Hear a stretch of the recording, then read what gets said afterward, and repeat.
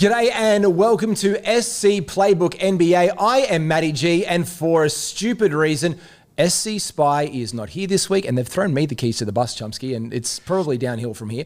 Let's be honest, the intro is the best part of the show. It's always the most compelling. I love when he does. I mean, it gets me settled in. I feel comfy as soon as he starts. He's got some very nostalgic Utah Jazz jersey, makes us always something different. Wear something different. I'm just in a bloody t-shirt and a baseball cap this week, but I'm here to drive the bus and talk week 3 currently and how we can drive our collective Supercoach bushes into week 4 ahead. How's your week been going so far, mate? It's been a pretty good start for me. Like I've come out. I'm just about to tick over to 600 on the live score right now, and most of my team, basically my entire team's playing 4 games except for one player. So everyone's got 2 games left after this. I got a couple of guys still haven't played yet, but incredible start. Like we don't even need. Jokic doesn't even need to be like mentioned at this point. No, he does, because he's stupid. It's just ridiculous. It's getting out of hand. And you know what? I need to be honest. I ran some commentary on him to start the season. I thought that perhaps this was the season that your social media clip last week was aggregated, just so you know. Yes, no, I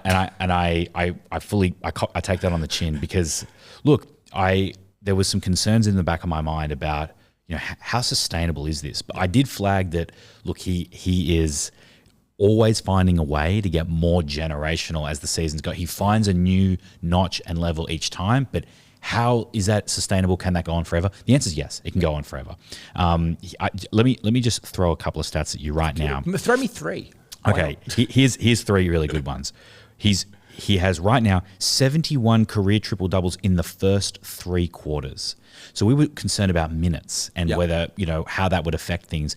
Clearly, it's had absolutely zero effect. 100%. Even with some of the reductions he's been able to get, even today, he had like 23, 10, and 10 in about 3 quarters. I was getting the alerts, the fantasy alerts on Yahoo. Like, Jokic has got 87 rebounds. Yeah. He's got 42 assists. I'm like, wait, the game's half over. The guy's just purely incredible. It's disgusting. And when we looked at, we had concerns about his price. Put that out the window. He's got 7 career triple doubles versus the Heat, 5 triple doubles this season versus 5 in total for the rest of the NBA, and 3 triple doubles in the first 3 quarters this season. Yeah. So, does anything really need to be said? I mean, I doubted, I panicked, I then found a way to get him into my team to start this for this round, and I captained him. So I've done a complete 180. That's kind of where I stand at the moment. A couple of bum choices on my end, but where are you sitting at the moment? On 524 Live, my big regret, and you can check out obviously SC Playbook and all of our work on there, the articles that we write. I wrote an article, Chummy, on Monday night Sunday night, it went out there. It was like, you know, monsters beware and Supercoach and how we're going to deal with it. And I put this up there about like navigating injuries for the year and like the rest days and stuff like that. And I put it out there to the universe. And then 20 minutes in on Monday morning, Quentin Jackson, who I bought in because I liked 4-game week for the Indiana Pacers, 40 Supercoach points last week, a top score for him. Like, now, obviously, I'm not expecting 40. I think his previous one was like 23. So maybe there's a happy, you know, the truth is somewhere in between. He can get me 25, 26 for 4 games. Brilliant, laughing, Merry Christmas. 20 minutes in, and old mate goes down for the week. And that just hurts. Yes. So I'm on 525 right now. Wemby, live update. We're recording this on a Thursday afternoon, and the Lakers and the Spurs are going head to head. Bit of a turnaround from Wemby, who I think you do have him in the team. He was only on 7 Supercoach points at halftime. Something's happening in the water in that game, because he's doubled that score in the 3rd quarter. He was at 14. He's live to 13. So at least there's some wiggle room there, some movement, but it wasn't looking good for Big Wemby. Look, he hasn't had, and I'm kind of thankful. I fluked this, and there was definitely no rationale behind it, other than the fact that I couldn't afford to get Jokic in unless I moved Wemby. Yep. But he's kind of had a little bit of a come down now, back to earth, even though he is the alien. Back-to-back performances now of, you know, not sort of blowing it out of the water. I know he's noticed his scoring averages have come down from 33 points per game to 26 or 25, and that's going to continue to drop a little bit and stabilize. So, I mean, he's kind of playing a little bit more at his price now. He is 100%. But Jokic is continuing to exceed expectations, I guess. And if you've got Wemby right now, we're obviously holding him. The Spurs have a 4-game week next week, so there's no reason. Like, we panic because we want to do great, but at the same time, we're not going to sell him next week and bring him in for 4 games. Yeah. Though the regression is real, and it is one of the things we're going to talk about a little bit later in today's show, because we are going to talk about those guys who we've bought in and who have underperformed based on like those rises and fallers in the rankings. But if you want to rise up through the season and take on Sumsky, he's absolute cracking this week. I'm doing all right, but I'm not shitting the bed entirely, but I'm doing okay. Forever bless up Quentin Jackson. Just come back and play my last 2 games on the back-to-back. If you want to take on SC Playbook for a chance at winning $1,000 cash, we're giving away $1,000 for the top-ranked subscriber who can knock us all off. And a non-subscriber, if they win, $500 to the winner and $500 to the top-ranked subscriber. The league code to get involved and compete against us, it is a hot race, I'll tell you now. It is 142510. That is 142510. And everything you get there on SC Playbook NBA. There's a whole bunch of gear there.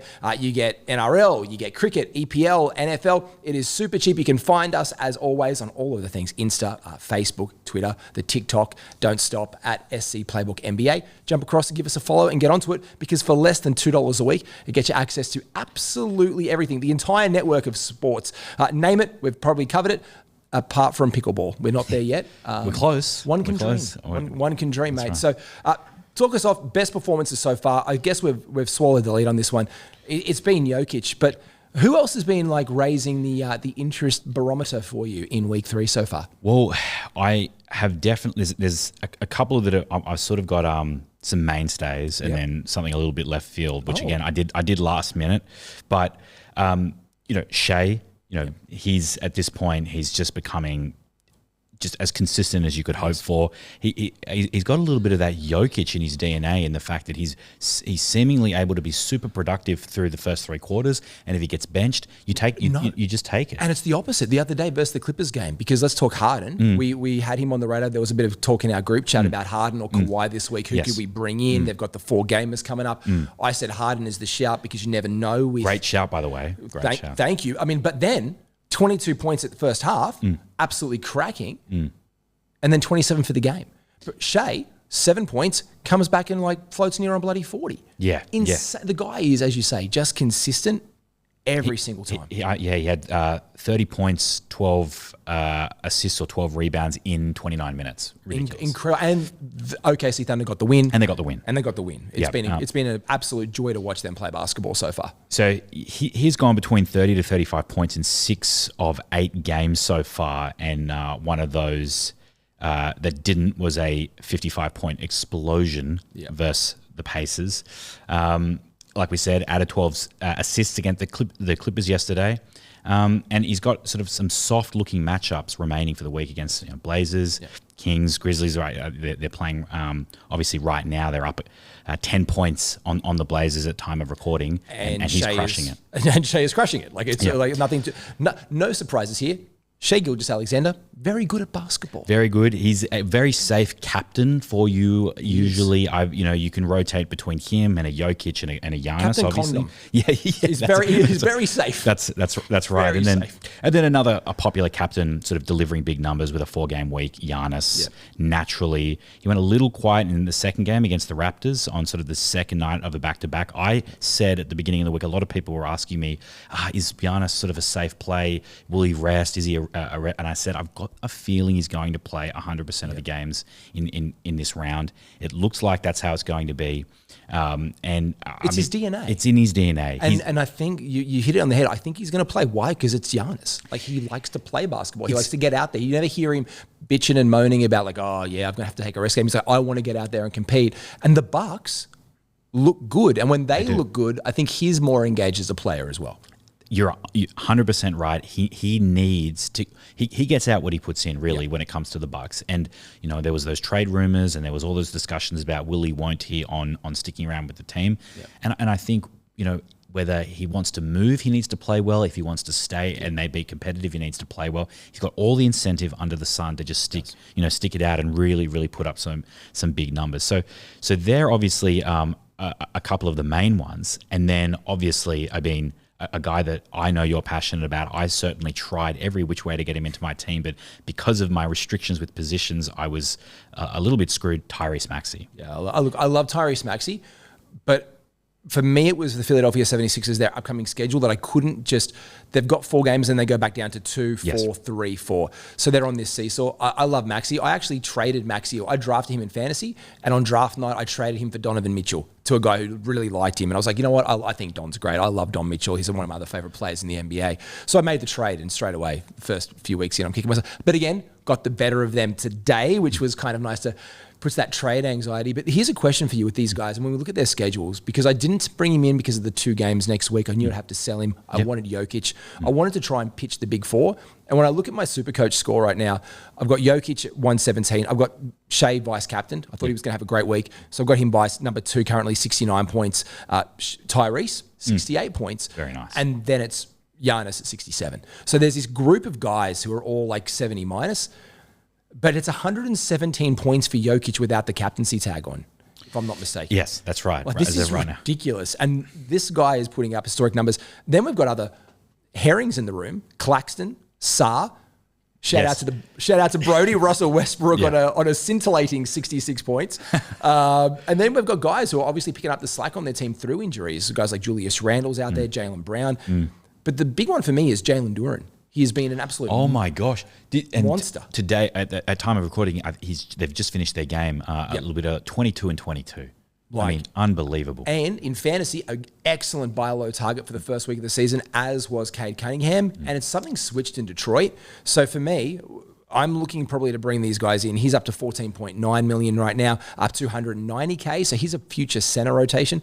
But it's hard, I think. We talk about the centers a lot. I've got Kalkbrenner on my bench. I hope everyone has. I love the big calculator. You know, Calculator. I call him Boobs. That's good. I call him Boobs. My friends don't know why. I'm like, well, what's the first thing you do when you're a guy and you get a calculator in your hand and you're a kid? You do, of course. 80085. That's so true. You know, so I call him Boobs, but I call him the big calculator.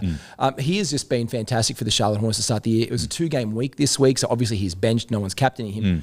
But it's really hard when our top players in SC are Jokic, center, Wemby, center, Giannis. You can put in the forward spot, but you can also mix him into the center. When you've got these 3 guys you want to pretty much have a full-time rotation of, it's hard to bring another one of these guys into your squad unless they have that forward eligibility. Yeah, I hear you 100%. When it comes to the Pistons, and I know you mentioned Cade. You got him this week. I picked him this week. I had to obviously replace Reeves at the last minute, given that I knew he was going to be sitting a game, and I really wanted to maximize those 4. I just wanted my whole team on 4 games this week. So I brought him in for 17 million. He's already produced, I think, 61 over the first 2 games. We've got 2 more to go. I'm perfectly happy with that. And then, separately, there are 2 guys that I've sort of liked and I've mentioned on and off over the sort of last 5-6 episodes. Booker, number 1, and Scotty Barnes, 2 $15 million players, and they're both quietly sitting in the top 10 for overall points. And they should basically keep delivering moving forward based on how the teams are going at the moment. I'll swallow the lead. I'm looking at getting Booker possibly next week. I love that. I'm thinking the exact same thing. Booker is on my, what do I do next week case. It's really hard. I've got to break down the schedule a little bit more. We've got the Nuggets going 4 games, 3, 4, 3. So we spoke last week. I think I mentioned it on the pod. Make sure you go back and check that one out. That there's this really cool option you can do right now. If you own Wemby and Jokic, you can interchange them week from week, because one has 3, one has 4, one has 3, one it's like you're like working the mines. Like, honey, I've got 4 games this week, and you got to ship them out. But the other kind of option is when you look around that just marries really nicely. But here's a shout. Like, looking at what's coming ahead for the Phoenix Suns, 3 games this week, so it's a down week for Book. But you've got 4 next week, 3 and 4 as well. So you've got those on-off. So you can really juice a little bit of value. If you can especially sell off, like Steph's missed a couple of games right now. Butler's missed a couple of games. Some of these guys who are missing games, this is a guy I'm looking to bring into my squad next week. I'm thinking the same thing, and I'm glad that I felt like I was paying a little bit of overs on Cade at that price point, and I know when I sell him, I'm going to be able to afford Booker and have some change. So I'm kind of looking at the same thing right now, particularly with the schedule. Can I ask you, would you flirt with dropping if you're in here's an honest question I was going to ask you about Shea, because he was like right there. Yes. When you got a guy like Booker. OKC, their run of 4 games for the last 2 weeks stops. 3 games next week. 4 games, 3-3. Whereas you look at the Phoenix Suns, would you be tempted to go 4 next week, 3-4? So you're getting 2 more 4-game lots out of him directly with only 1 more 4-game lot of Shea. Would you be looking maybe to make some of that cash from Shea, juice in someone like a Booker out there, and get another great mid-price option to buoy some of these other guys up? I'd consider it, but I'm also, and I've been this way the whole season. I'm a little bit of a premiums whore at the moment. So, aren't we all, darling? I was imagining going back, trying to find a way to return to my Shea Luka duo lineup. I had that to start, and then feeling great about it. Like, Luka in particular, I mean, through his first 4 games, he's playing right now, isn't he? He's playing right now. I'm not sure what he's on right now. I haven't checked his box score. Probably 87,000. Yeah, something like that. We'll have a look. I'll bring it up. Yeah, pull it up. But I know through his first 4 games, he was averaging 41 points per game, which is the most points per game to start a season since Wilt in 1962. He is on a tear.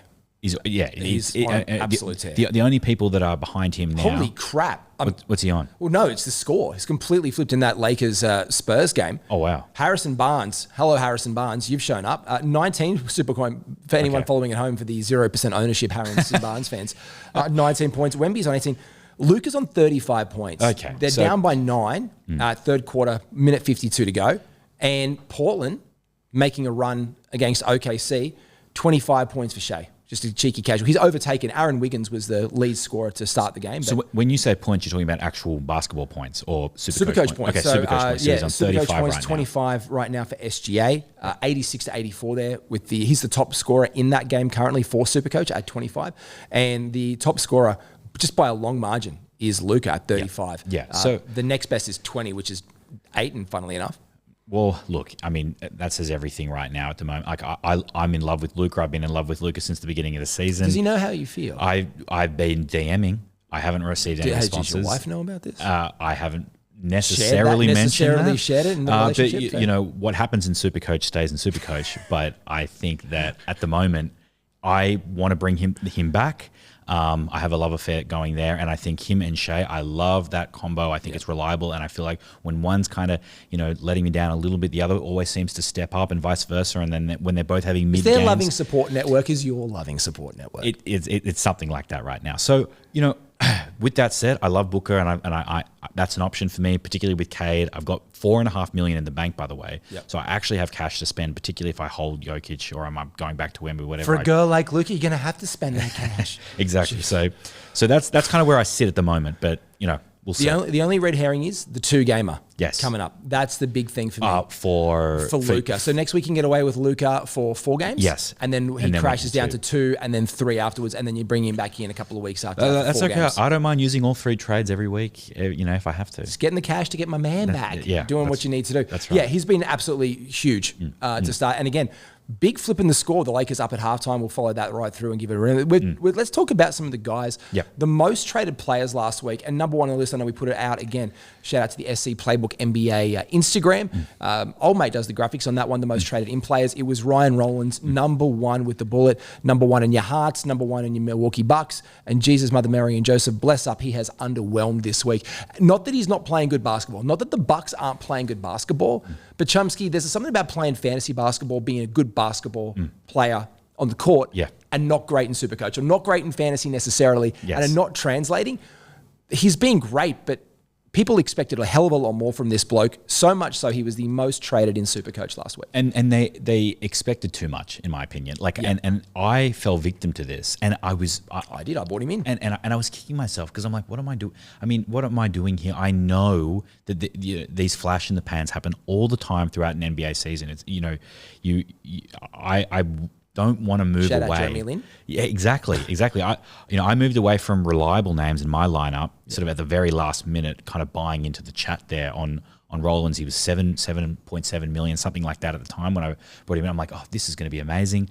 I don't think he's gone cold. I just think he's reverting to the mean. Like these guys are only going to be so on any given night, and then you'll have bursts where they're going to be incredible. I thought maybe there'd be a risk that if Giannis didn't play, he would be stepping up. I'd get some bonus points, but I got stung a little bit. But you know what? It looks like we all did. We all did, and again, I put on my head. I'm not going to say that I'm the best super coach in the world. Like, look at my score. I'm the number one, and I mean, like, I'm doing pretty bloody well. And I made some good moves. My big gamble, and I called it out in our group chat, and I was happy to say it, bringing in Quentin Jackson. I didn't. You did say that, yes. I'm not going to expect 40 points out of him like his previous time. I'm not going to expect the 23. He got 9, but he wasn't starting. So when he was starting, if his worst was 23, if his floor was, let's say, 20, 25, and his ceiling is 40, and he can be somewhere between that and get me 100 for the course of the week, then I was really happy over the course of those 4 games. Maybe he gets me 80, 95.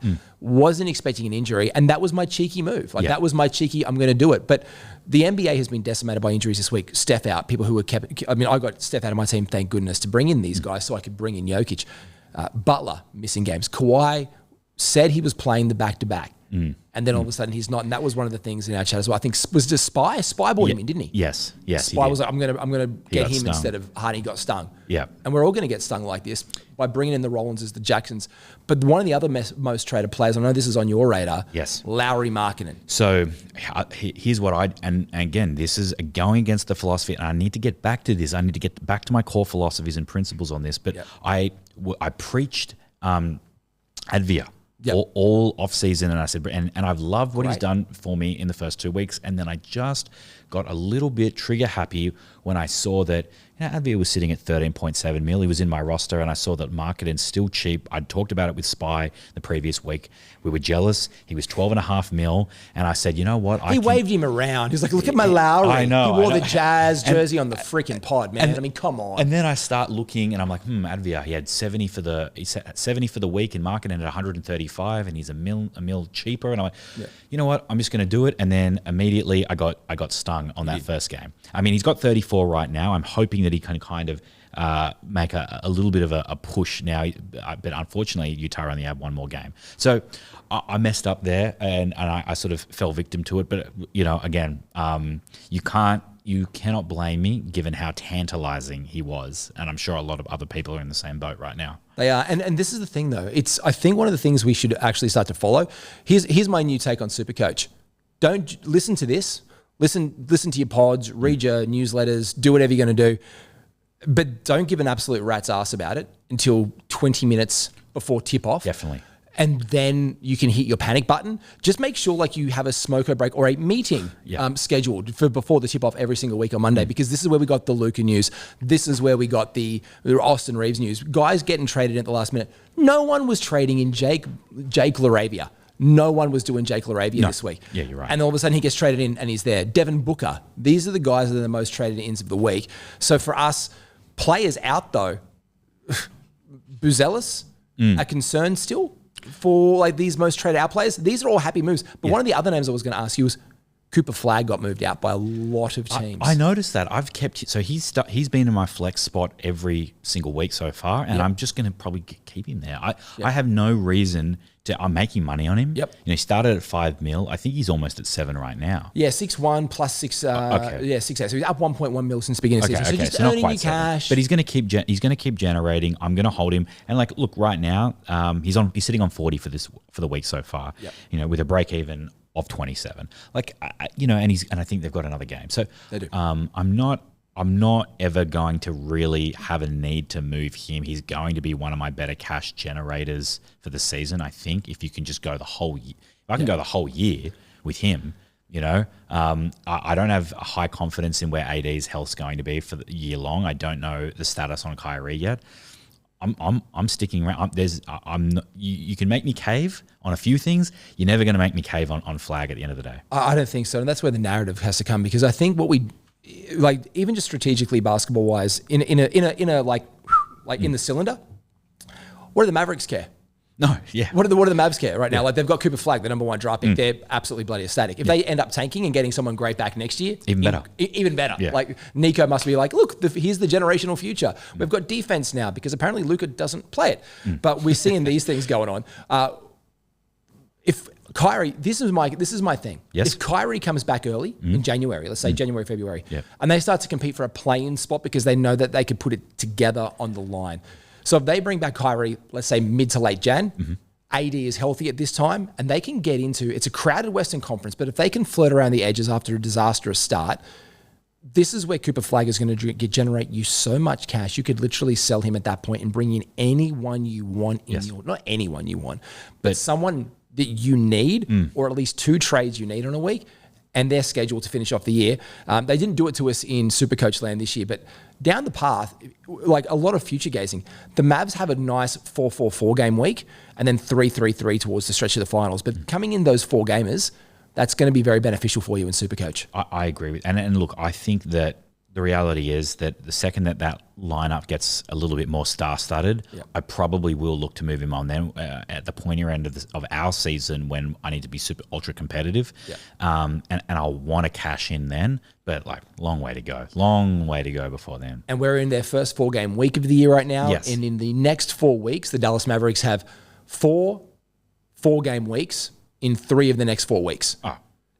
All the more reason. Like, you know, we shouldn't be. Let's not panic. I did say, we were chatting before the episode, and I think when everyone is trading in to the same player because of the commentary buzz, you know, you risk that value collapse if things go wrong. And I think that diversity of opinion matters. I think you're right. You need to have that meeting on the books 20 minutes before. And you just need to take a deep breath and think like, you know, what does my gut say right now, and go with it without sort of listening to all the outside noise. If you've got Flagg, I reckon hold and continue to hold for the rest of the year. Because here's a guy as well who, now I don't know if Supercoach will do this, but it's been a big thing in the fantasy community. There has been no point guard designation put on Cooper Flagg yet. What? Why? When This is the thing. So it's all about box score, plus minus. There's a statistical raw data deep dives. Check out on our Fantasy and 5 channel. We've got, she's crazy. Her name is Yuri. She's an awesome analyst, lives over in the States. There is a CGI cat called Cat in Chat. It's one of the weirdest things you'll ever see, but it's awesome. And she talks about it, and she breaks down the data. And he's playing 46% of the time as a point guard. Now, D'Angelo Russell going back in today for Klay Thompson kind of alleviates that point guard tag a little bit. But you need to show a sustained positional ranking in this tier for a certain amount of your time. He's close, but I don't know if that's echoed in Supercoach, because if he does, then you have an incredible forward guard eligible player for point guard, forward, whatever, straight off the bat. And that's going to be pivotal. You can change that in a lot more. So that makes him a little bit. We've spoken about that little commentary a little bit. I've got to ask you here, before we get into our cheapies chat, let's talk about those mid-range guys, those pods. The absolute best players in pod watch for you, who's been like a core group of staples that you've been rotating in? You mentioned we've had the Hardens and the Kawhis, these cheaper, really good options off in that second tier. Who else is kind of getting your attention, Sumsky? Well, you know, to be perfectly honest with you, the way that I've been looking at it right now, and this has been playing on my mind a little bit, and I was going to bounce this off you just to get a little bit of feedback. Bounce. But, you know, we chatted about how it didn't really feel like anyone on the Clippers was worth getting at the price. Yeah. And you kind of, you beat me to the punch there when you mentioned Harden. Yeah. But I've now had Harden on my radar for the past 14 days, and I'm wondering, how are you feeling about him moving forward and the way that his play seems to be trending? Yep. He's getting awfully productive, and I don't know what sort of Kawhi is going to be doing with his sitting and playing and not playing and all the rest. Is Harden reaching that range for you? Because he kind of he was 16 mil when I last looked. He's kind of reaching that range for me. Yeah, he's around that for me. Around similar guys at the similar value for me. Look, he's far and away like 59 points so far this current week. The round 2 points, 48. He's had a good week. And this is the thing we spoke about before. Like, form informs our decisions. And the form of Ryan Rollins informed our decision. We brought him in. Larry Markkinen informed our decision. So we keep on listening to the former like 4-week games where he's had an incredible score. But we've also seen incredible downturns and down spikes in James Harden's career. I mean, how much is he going to Magic City, eating some chicken wings and having a little lap dance on the side? I don't know if he wants to do that after a really good run. I'm not James Harden. If I could, Maybe we all would. Who cares? But for me, I'm just watching other guys because I look at dudes around the same price who aren't performing that way. But I like guys like Cade Cunningham a lot more. Okay. And they're around the same cost. I'm looking at other guys there, like Karl Anthony Towns is a bit more expensive, but I'm looking at Luka for the extra 4, and I'm like, maybe a Luka's probably more reliable without Reeves for a little bit and James. I think Harden is the best of that bunch. Okay. For me. So for me right now, like I've got Cunningham and Harden at the top of my list. Yep. Booker's right around that mark too for me as well, like particularly with the schedule and the price. But I've got one guy. Who? Phoenix Suns, Mark Williams. Oh, you've been on Mark Williams for a bit now. I was on him on fantasy. He is 15.5. He's down 380K. Why is he? What's he doing numbers-wise? He's at 29. He's at 29 points right now. Yeah. I'm just got him on. But again, this is the thing about having guys like this. But for me, the number one with the bullet has to be Josh Giddey. Give me down the damn street, two guys like walking down the street who like pick me. I'm picking Josh Giddey. I don't even know. I don't even know why I didn't bring him up because I've had him in my notebook because of how exceptional right now, every game I just seem to be he seems to be getting better and better. He's kind of getting into must own. I don't think Kobe White hurts him. Yeah, no. Kobe White is going to make him better. His assist numbers there, his rebounds there. These things that get you Supercoach points are going to be there for him. And Kobe White will probably be on a minutes limit to start the first week or restrictions, and maybe he rests a back-to-back because the Bulls look good. And I don't see them getting too frisky and risky for the biscuit too early on. No. And so I see Kobe White being great, but I see Josh Giddey, I see him as an all-star this year. So I'm predicting Josh Giddey as an all-star right now, 100% with the freaking bullet. He's in all-star territory, no doubt about it. It's kind of getting into lock territory. You know, the Bulls have the best record since Jordan to start a season. Yep. Giddey's had the first back-to-back triple-doubles since Jordan. It's just insane numbers. Like the fact now that I see Chicago Bulls social media pumping out graphics with Jordan and Giddey standing next to each other for all sorts of random his sacred statistics. territory as well. To put someone beside Michael Jordan in Chicagoland is sacred territory. So the fact that we're there, I'm like, it's kind of written in the stars. I don't know why I didn't think to mention him. Maybe it's my headache. I'm not sure. You have a headache. I do have a headache, but it's, Giddey has got to be like number one option for people that are looking for someone at that price point right now. Look, I love Harden. I love the schedule for the Los Angeles Clippers. I said it last week. I was like, look, but it's the Clippers, and I wasn't sure.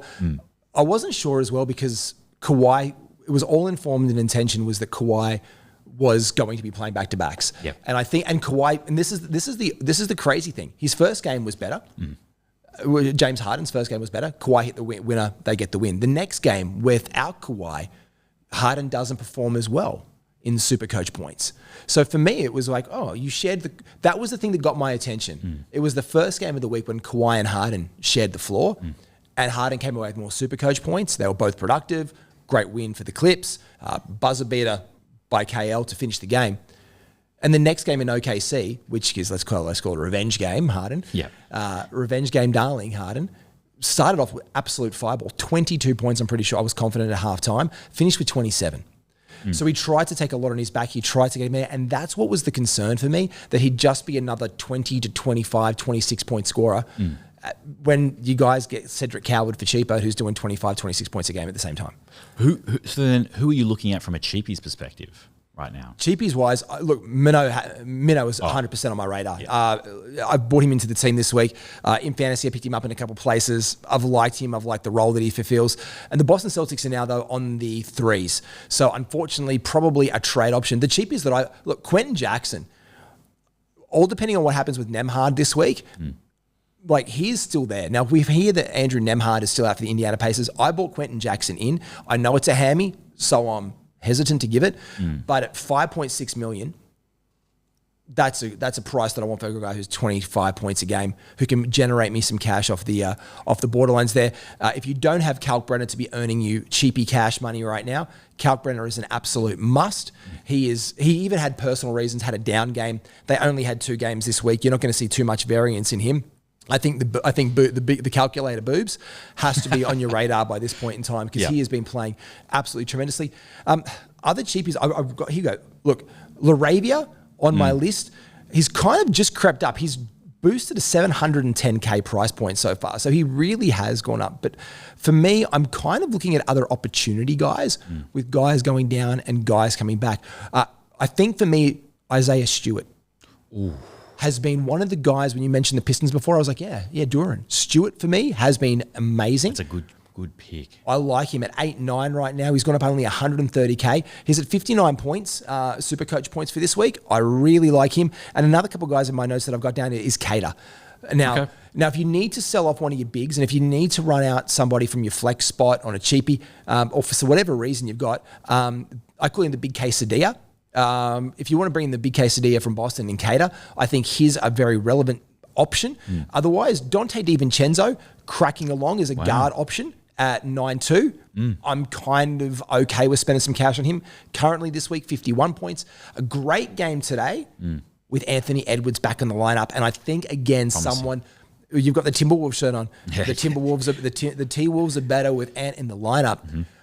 But Donte DiVincenzo doesn't have to be the big horse in that one. He can be the distributor. That's what they bought him there for this team. He came on at the end of last season. Mike Conley is now the bench guy. The keys to that kingdom are Donte DiVincenzo's. So I think he is a really good shout. And otherwise a cheapie, again, Isaiah Jackson is someone who I'm looking at. Christian Braun, probably not on my radar, but someone who's, I think, going to have a good time very, very soon is Shaedon Sharpe at 9.6. I'm keeping my eyes on him. And the other guys who are down there in that way, there's not really anyone that's been really sticking out for me this week, to be honest. Like no one, like guys that I think are like overpriced, like the Mikal Bridges of the world. Trey Murphy is a guy, though I do have on my radar. He's gone down in price. He's at 13 million right now. I think we do see a bit of a renaissance in Trey Murphy. Looking at the schedule for the Pels, they've got 4-4-4. Okay. So they've got 3 weeks of 4 games, and with no Zion Williamson, Trey Murphy is probably one guy who I might have to trade down. He's already gone down 380K this week. Becoming a more affordable option. I think I'm looking at it with those 4 gamers. So you're obviously looking at a bunch of guys that are impressing you now and ones that at this current time aren't. Something that I've been thinking about are ones that are about to impress. So how about the fact, I mean, this is hot off the press today. Murphy. I think Murphy will impress because he's had these runs without Zion. And the attention, I think the darlings are Queen. I called Queen out last week as someone on the radar, just a cheapy rookie, put him on the bench, generate some cash, get him all, the big calculator. Fears, I love the big calculator. But Jeremiah Fears, look, again, a rookie. I saw him in Melbourne. I called out on my show with D-Mac. I actually live streamed from the game. I said, look, this guy Fears, they have a lot of trust in him. So I think he's one of the other options there because they get the new rookies. I think the more attention-grabbing headlines is Jordan Poole sucks and is on the bench, apparently, and Trey Murphy. And Trey Murphy will play well without Zion Williamson in the lineup if they're gonna play basketball well. Yes, and I think that this is not. I mean, this 7 to 10 day stint of Zion Williamson on the bench is not going to be a one-off.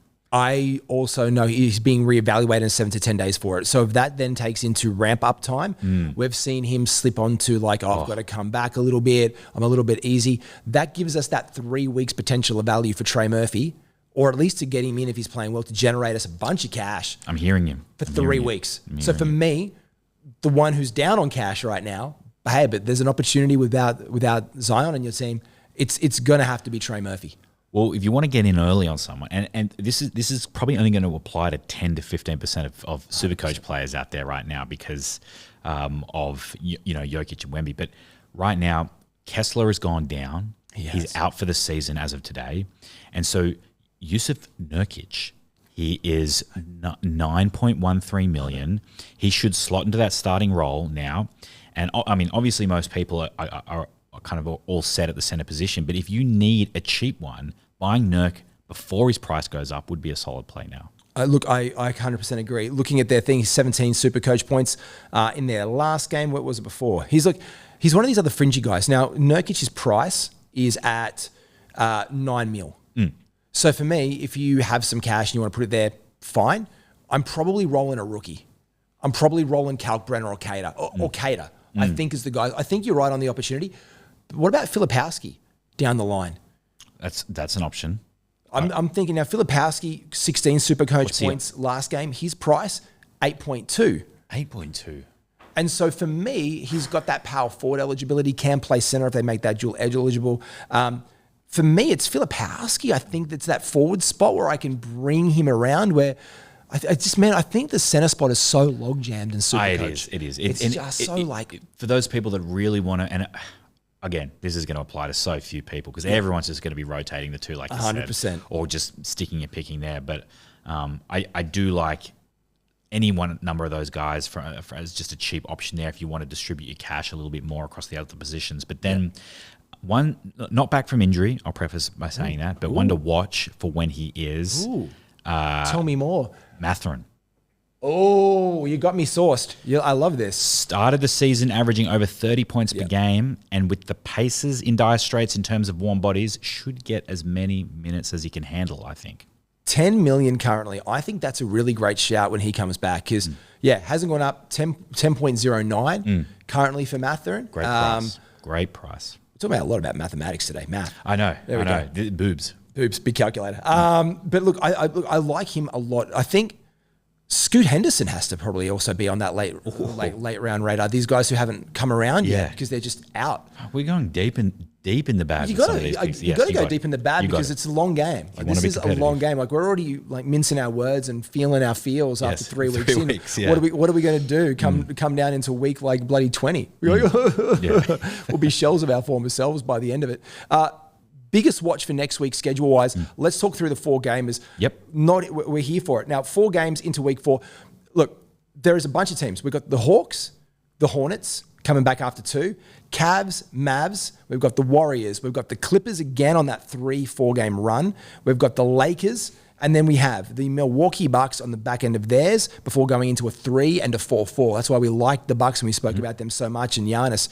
We've got the Pels who we spoke about who begin a 3-week trot of 4 games from next week as well. Then we've got the Thunder. The Orlando Magic go into 2 4-game weeks. We've got the Suns, 2 4-game weeks in a row for the Portland Trailblazers. The Kings, the San Antonio Spurs.